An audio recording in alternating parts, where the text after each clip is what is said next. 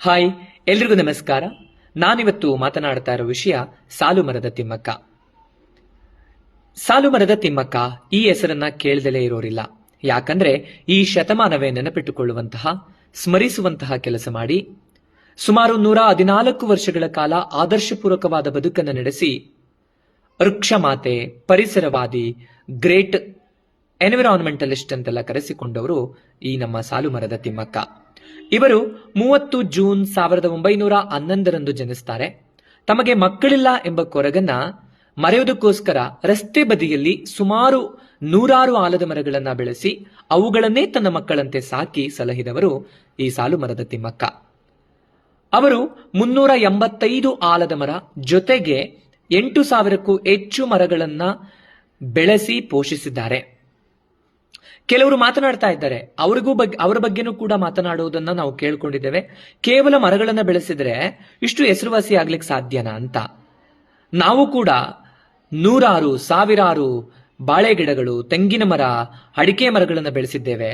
ಆದ್ರೆ ನಾವ್ಯಾಕೆ ಇಷ್ಟು ಹೆಸರುವಾಸಿ ಆಗಲ್ಲ ಅಂತ ಅವರೆಲ್ಲರಿಗೂ ಉತ್ತರ ಕೊಡ್ಲಿಕ್ಕೆ ಇಷ್ಟಪಡ್ತೇನೆ. ಏನ್ ಗೊತ್ತಾ, ಆ ತಾಯಿ ನಿಮ್ಮಷ್ಟು ವಿದ್ಯಾವಂತರಾಗಿರ್ಲಿಲ್ಲ, ಮತ್ತೆ ತನ್ನ ಸ್ವಾರ್ಥಕ್ಕಾಗಿ ಯಾವ ಮರಗಳನ್ನು ಬೆಳೆಸಲೇ ಇಲ್ಲ.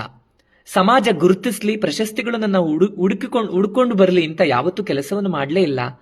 ಆ ತಾಯಿ ತಾನು ನಿಸ್ವಾರ್ಥತೆಯಿಂದ ತನ್ನ ಮಕ್ಕಳಿಲ್ಲದ ಕೊರಗನ್ನ ಮರೆಯುವುದಕ್ಕೋಸ್ಕರ ಮರಗಳನ್ನ ಬೆಳೆಸಿದ್ದಷ್ಟೇ.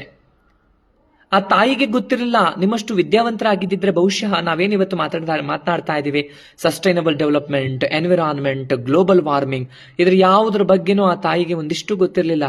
ಆದ್ರೂ ಕೂಡ ನಿಸ್ವಾರ್ಥತೆಯಿಂದ ಈ ಸಮಾಜಕ್ಕೆ ಒಳ್ಳೇದಾಗಬಹುದು ಅನ್ನೋ ಉದ್ದೇಶವನ್ನ ಇಟ್ಟುಕೊಂಡು ಮರಗಳನ್ನ ಬೆಳೆಸಿದವರಷ್ಟೇ. ಅವರನ್ನ ಯಾಕೆ ಸರ್ಕಾರಗಳು ಗುರುತಿಸ್ತು, ವಿದೇಶಿ ಪುರಸ್ಕಾರಗಳು ದೊರೆತು ಅನ್ನೋದಾದ್ರೆ, ಅವರ ಬದುಕು ಆದರ್ಶಪೂರ್ವಕವಾಗಲಿ ನಮ್ಮ ಯುವ ಪೀಳಿಗೆಗೆ ಹಾಗೂ ಸಮಾಜವಾದಿಗಳಿಗೆ, ಜೊತೆಗೆ ಪರಿಸರವಾದಿಗಳಿಗೆ ಅದೊಂದು ಆದರ್ಶಪೂರ್ವಕವಾದ ಬದುಕೇ ಸರಿ.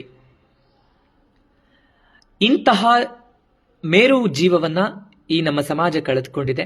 ಇವರ ಆದರ್ಶಗಳು ಜೀವನ ಪರ್ಯಂತ ಇರಲಿ. ಈ ಮುಖಾಂತರ ಸರ್ಕಾರಗಳು ಎಚ್ಚೆತ್ತುಕೊಂಡು ಅವರ ನೆನಪಿಗೋಸ್ಕರ ಗ್ರಾಮ ಪಂಚಾಯಿತಿ ಅಥವಾ ತಾಲೂಕು ಪಂಚಾಯತ್ ಲೆವೆಲ್ ಅಲ್ಲಿ ಒಂದಿಷ್ಟು ಅವರ ನೇಮಲ್ಲಿ ಉದ್ಯಾನವನಗಳನ್ನ ಸ್ಥಾಪನೆ ಮಾಡಿದ್ರೆ, ಉದ್ಯಾನವನಗಳನ್ನ ಮಾಡಿಕೊಟ್ರೆ ಅದು ಅಲ್ಲಿನ ಜನಕ್ಕೆ ಅನುಕೂಲವಾಗ್ತದೆ, ಆ ತಾಯಿಯನ್ನು ಕೂಡ ಸ್ಮರಿಸಿದಂಗಾಗ್ತದೆ ಅಂತ ಹೇಳ್ತಾ ಅವರ ಆತ್ಮಕ್ಕೆ ಚಿರಶಾಂತಿ ದೊರಕಲಿ ಅಂತ ಭಗವಂತನಲ್ಲಿ ಕೇಳ್ತಾ ಮುಂದಿನ ವಿಡಿಯೋದಲ್ಲಿ ಸಿಗೋಣ. Thank you.